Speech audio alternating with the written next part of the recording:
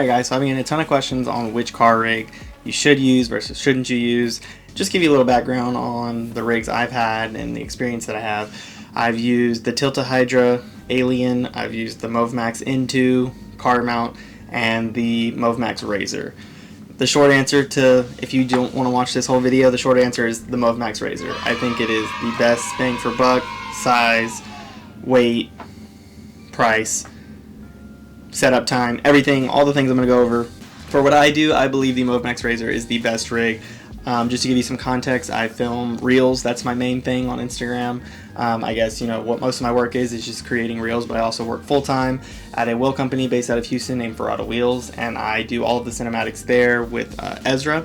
So we create a full video weekly for that company, and we do a 1 to 2 minute feature on a vehicle, obviously with the wheels, but that's, you know, 16:9 full frame or horizontal, however you want to say it. So for both vertical and horizontal content, the Mozaik Razor has been more than, you know, more than what I need. Alright, so I made a list on why I think that the Mozaik Razor is the best, but we're going to do 3 different, well, I guess I'm going to go through each one.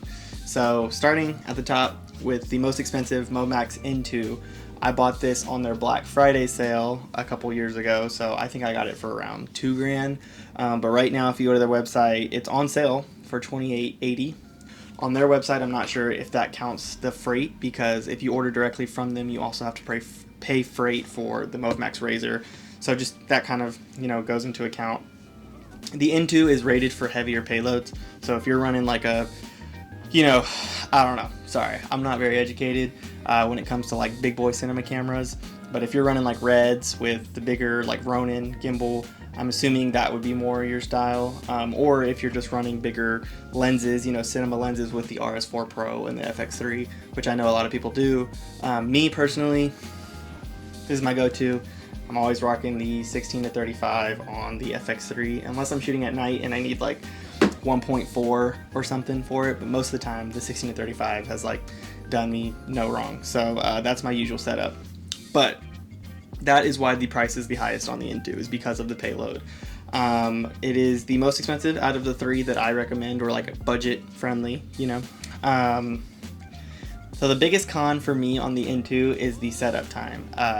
Once you start doing this often enough, you know, daily even, I film pretty much every other day at this point, whether it's for work or for my own stuff or both. Some days I shoot all day for work and then I run home, grab my own stuff, and go shoot for Remnant Media.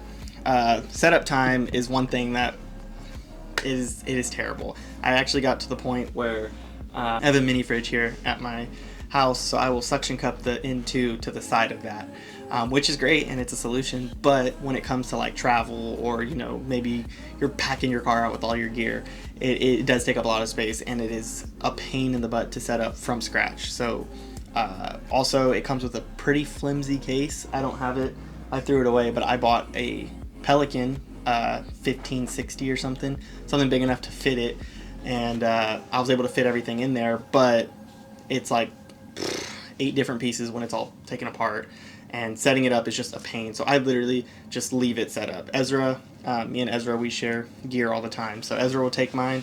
We never tear it apart. It's always set up. Just throw it in the back of your car, or suction cup it to the back of your car, and just let it run. Second one I'm going to be talking about is the least expensive, which is the Tilta Hydra, coming in at $12.99. And I also have on here in parentheses $12.99 plus $79.99, because there's a head that you can get for it. And I'll put in some clips of this, but there's a head you can get to attach to it that's like spring loaded or something, I don't know, but you can buy it from their website. I don't know why it doesn't come with the Hydra, because without it, for me, I feel like it's almost unusable. When it comes to like left to right movement, the camera like does this, or the gimbal. Maybe that's fixed with the RS4 Pro, but in my experience, it's always been a problem until we got that head. And once you got the head, honestly, it's pretty good. So for me, the Hydra is the least smooth, and that may be user error. And, you know, maybe I need to be fine adjusting the spring and all that, but for me, I'm always on the go. I'm running, I'm gunning, I'm throwing my camera on there, I'm shooting nonstop, literally all the time. And for being able to just throw the Mozaik Razor on, boom, run it, easy, that's good. The Hydra it's good and it runs, and especially, you know, sometimes I like shaky footage for like really aggressive, you know, but a lot of times I want my footage smooth. You know, I can add shake in post. So the Tilta Hydra is probably the one that I have the most experience with, only because like a week after it came out, the company I was working for, we ordered it and we used it obviously as much as we could. Actually, when we first got it, we didn't use it for like 2 or 3 weeks. We had it, but we didn't know how to set it up or like how to suction it to the car. So we never ended up actually using it. But once we started using it, it was great. It was the best thing ever. However, the Mozaik for me has been the smoothest, and I'll put clips in of the head of the Mozaik. It has like this gyrating, rotating, I don't know the proper word for it, head that can kind of spin like this. And so when you're hitting bumps, it'll kind of catch. And for me, the Mozaik N2 and the Razor have been literally perfect. Like, I can't complain. When I first got it, I definitely needed to loosen the arm, because the arm, you can tighten it to where it's like whew, or you can loosen it to where it kind of like bobs. If you're looking for just how to smooth, you loosen that up and it'll get better. But Tilta Alien, tried and true, it's great. It's a cheap option and I would recommend it to most people. But I definitely think, so the Razor, our champion of today, is $16.99, and that's because it's actually $14.99, but you do have to pay $300, I think, for freight. So the total price if you buy it off B&H is $1,700, but you know, with taxes and all that. So actually B&H is tax free. So for me, it's the perfect package. I have my mic attached to this, so excuse me, because this is all just makeshift. I don't usually do videos like this, but this is it. There's my mic. This is the Mozaik Razor. Notice how this is the only, I hope you can hear me.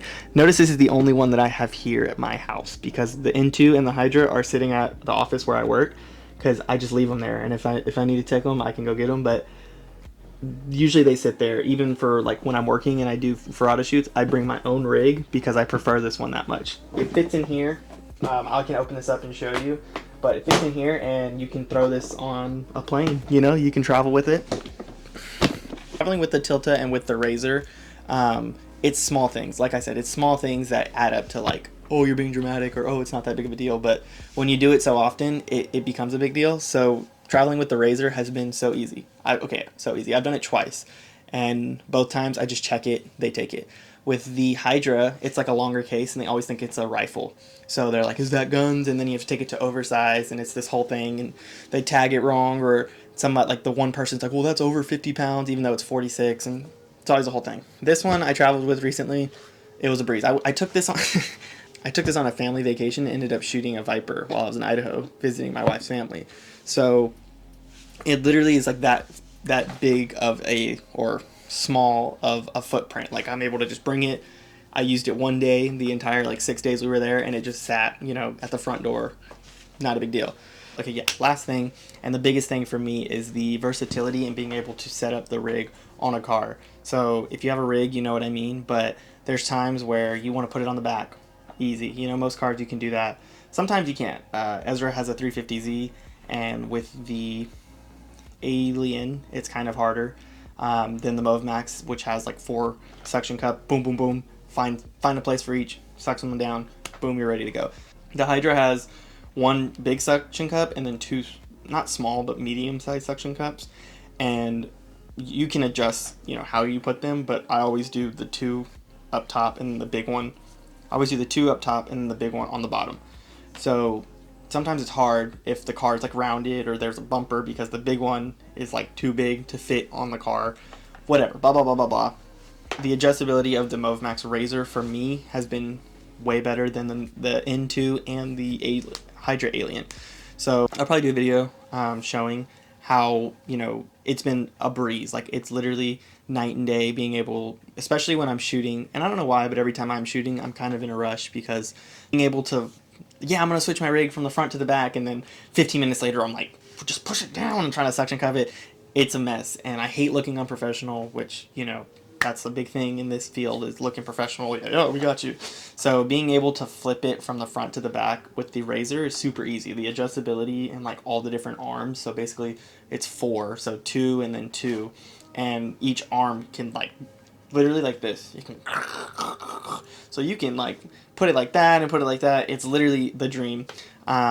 ever since I got it, it literally been like every time me and Ezra were using it, because we used the Alien for so long, and then we used the N2 here and there. But every time we would set up the Razor for the first like 2 weeks of owning it, it was like we would look at each other and just laugh, like, oh my, like we were in hog heaven. This is so great. So I definitely recommend the N2, 100%, tried and true. I'm gonna put footage throughout this video of each rig, like footage that I've gotten with each rig. Like I said, I've used the Alien for probably a year and a half before I even got the N2, and then I used the N2 for like a year and a half, 2 years, almost 2 years. No, like a year and a half. And then the Razor I've had for probably like 3 months, and 100% Razor has my recommendation. Goated. Another thing I really want to touch on is the extra costs. So people will message me and they're like, yo, what rig should I get? Should I get this? Should I get this? This is out of my price range.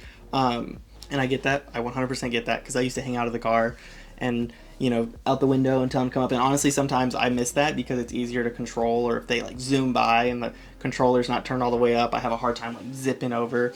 So a lot of people message me and they're saying like, which rig should I get? That's out of my price range. With every single one of these rigs, whether it is, sorry, I'm looking at my notes, whether it's the Mozaik N2 at $2,800, whether it's the Mozaik Razor at $1,700, or the Hydra Alien at $1,300, or $1,300 plus the head. If you're getting the Hydra, you heard it here. If you're getting the Hydra, get the head. That's $75, worth it. But with all of those, you also need something to control the gimbal, and using the phone app works in like worst case scenario. But if you're gonna do it, you should just get a controller. It's $200 off Amazon, and 100% worth it. But that's another $200 right there. You need a monitor, which you can get a cheap monitor, maybe like $150. Or you can use your phone, which is what I used to do when I first got the rig. And it's like super laggy unless you're like literally in the middle of nowhere, like, out of the city. If you're in the city, it lags really bad, I'm assuming because of like Wi-Fi and all the other signals. And then I personally use an HDMI cable, so I'll do a video, like I'll do like a quick video, just throw it in here, boom, of how I set up. But I have a monitor that I put to a suction cup when I'm doing by myself. Sometimes I have someone with me, but a lot of the times I'm filming by myself, which I only do in Mexico, and I do not recommend for anybody. But that's a cable, that's a monitor. I use the Ninja Pro or the Atomos Shinobi, but that's another $300, $400, $500 depending on the monitor you get. The controller, I would recommend getting the wireless one. I had the wired expansion pack from DJI, but the cord like gets chopped or gets hit by a window and just starts like lagging. The wireless one, literally perfect for me. I've never had issues with it. I've been like all the way in the front of our minivan and all the way right beside it. It's always like rock solid. So Signal, that's so the wireless one, that's $200. Recommend getting that. And then of course you have to have a gimbal, which I'm assuming most people watching this have a gimbal, but that's another $900 to $1,000, and then a camera.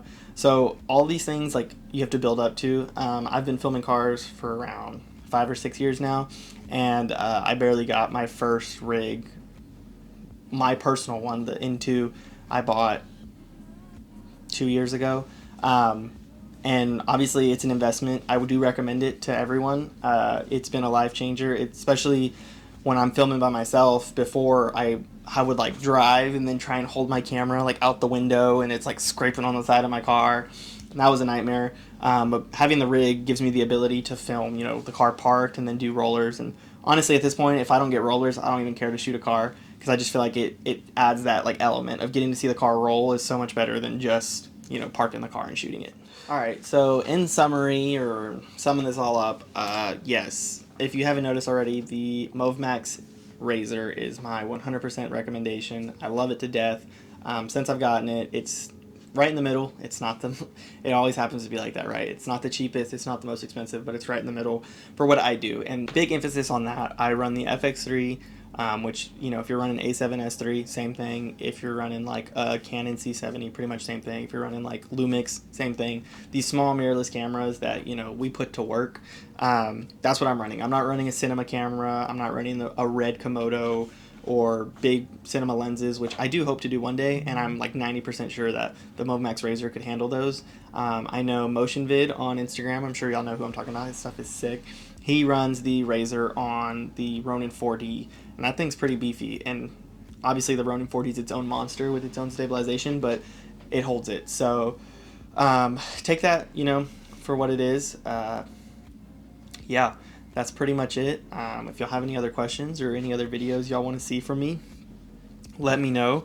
I'm definitely trying to be more consistent and give a look into behind the scenes. I had someone message me the other day because I posted that I was going to do like a BTS, and the guy was like, "Bro, you got to keep that magic for yourself." But me, how I learned was getting on YouTube and watching Peter McKinnon, Casey Neistat, like all these different people, and just took little things from little things. So if there's something little that I can give y'all, helping y'all along the way, yeah, I want to see everybody succeed. I love making videos and I love cars. So I'm blessed enough to do this full time. And yeah, hope y'all have a good day. Like and subscribe, and let me know what y'all want to see next. I think maybe a camera bag review because my kit's pretty kitted. So yeah, let me know. And thanks for watching.